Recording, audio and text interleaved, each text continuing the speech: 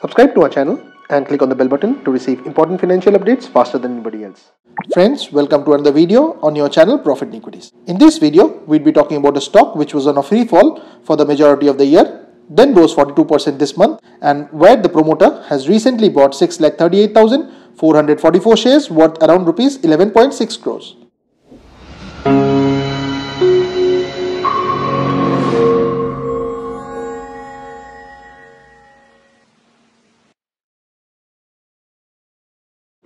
Now the company in question is Coxon Kings Limited, which is available at rupees 205.80 and the face value for it is 5.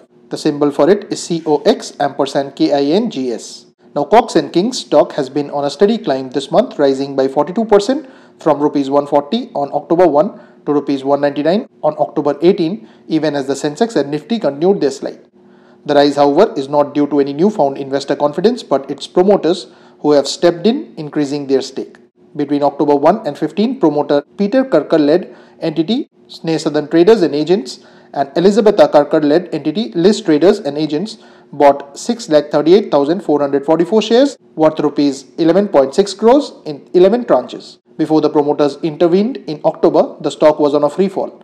From its 52-week high of rupees 281 on January 2, 2018, the stock had dropped to a 52-week low of rupees 141 on October 1, 2018. This was because the company's margins had come under pressure due to the past couple of quarters.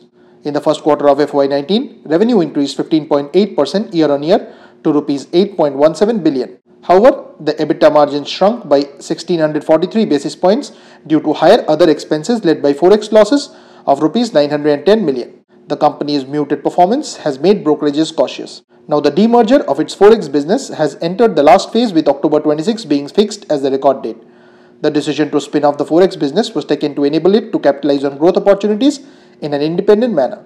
Analysts believe that the demerger will drive the value for its investors over the long term. Excluding the forex impact, the company's EBITDA grew 15% year-on-year to rupees 3.89 billion in the June quarter, thanks to a rebound in the operating margin of its international leisure segment. Now friends, please don't consider this to be a recommendation on our part. Please go ahead and do your own research. This and all other content that you see on our channel is intended to be a piece of news. Thanks for watching, and if you have not yet subscribed to the channel, please consider doing so.